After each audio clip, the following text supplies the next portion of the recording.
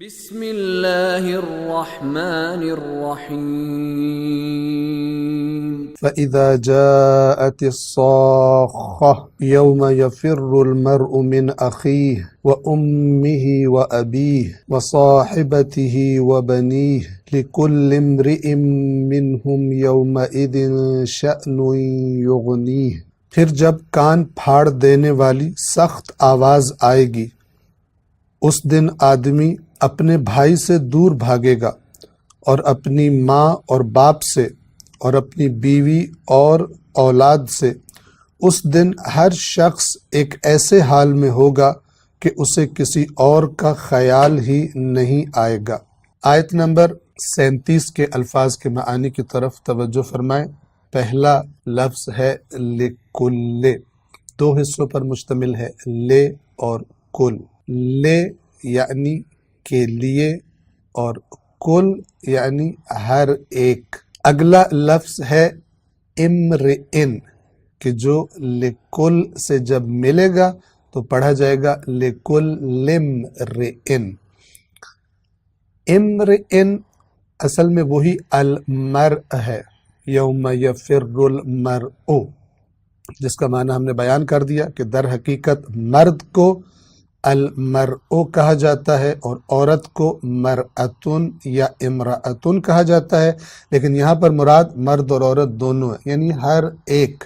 لکل امرئن یعنی ہر ایک انسان کے لیے، ہر ایک شخص کے لیے کیا ہوگا؟ لکل امرئن منہم، من سے، ہم وہ یا ان، منہم ان میں سے، یعنی ان میں سے ہر ایک کے لیے، یومئذن اس دن شأنن، شأنن کے بنیادی حروف شین، حمزہ اور نون ہے، اور اس کا جو اصل معنی ہے وہ ہے کوئی اہم حالت یا کوئی اہم معاملہ، کوئی اہم معاملہ یا کوئی اہم حالت یا حال، اس کو عربی زبان میں شأنن کہا جاتا ہے۔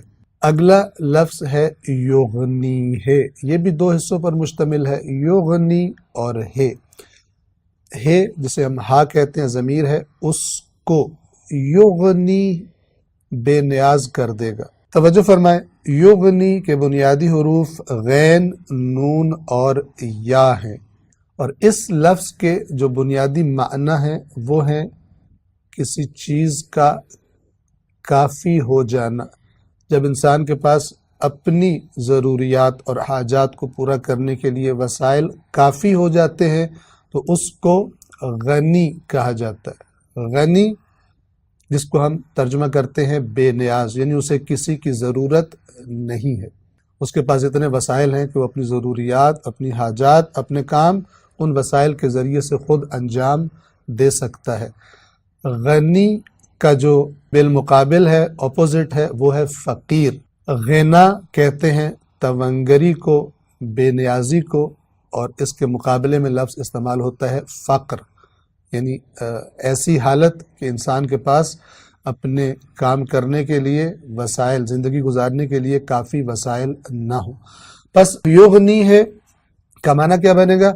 اس کے لیے کافی ہوگا یا اس کو بے نیاز کر دے گا۔ اب ان آیات کو جو آپ نے سنی ہے، ان کو ذہن میں رکھتے ہوئے توجہ فرمائیں۔ اللہ تبارک و تعالیٰ فرما رہا ہے لِكُلِّ امْرِئٍ مِّنْهُمْ يَوْمَئِذٍ شَأْنٌ يُغْنِي، اس دن ہر ایک انسان کے لیے ایک ایسی حالت ہوگی، ایک ایسا معاملہ اس کو درپیش ہو جائے گا کہ وہ معاملہ اس کو باقی ساری چیزیں بھلا دے گا، باقی رشتے بھی بھلا دے گا، وہ معاملہ ہی اس کو کافی ہوگا اس کی توجہ کو اپنی طرف مشغول کرنے کے لیے، اور اس کی توجہ کسی اور طرف جائے گی بھی نہیں۔ یہ اس آیت کا معنی ہے۔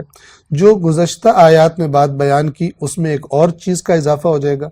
ایک دفعہ انسان اتنا پریشان ہو کہ اس کو سب کچھ بھول جائے، اسے رشتہ دار بھول جائے، ماں بھول جائے، باپ بھول جائے، بھائی، اولاد، بیوی، سب کچھ بھول جائے جو اس کے قریبی ترین رشتہ دار ہیں، یعنی وہ معاملہ اتنا شدید ہو۔ اور اس کے اوپر جو ایک اور اس حادثے کو اور اس حالت کو مزید شدید بنانے والی بات ہے وہ یہ کہ عام طور پر جب انسان مشکل میں ہوتا ہے تو اس کے قریبی ترین رشتہ دار اس کا سہارا بنتے ہیں، بیماری کی حالت میں، مشکل کی حالت میں، سختی کی حالت میں یہ رشتے اس کے کام آتے ہیں۔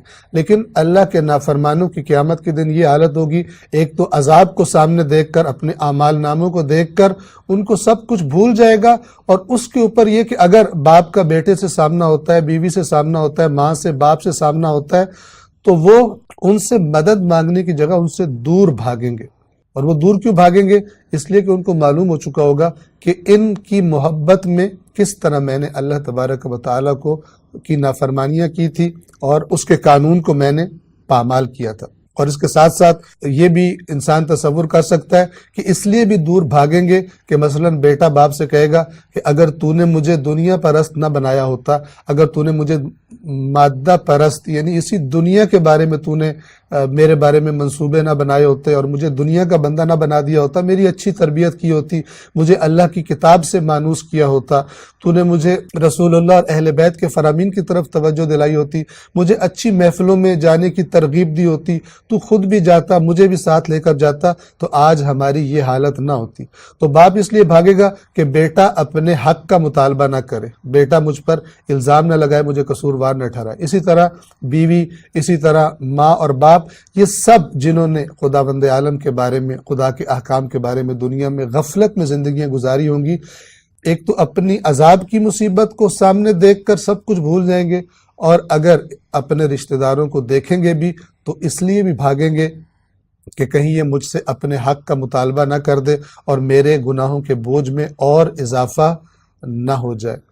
السلام علیکم ورحمۃ اللہ وبرکاتہ۔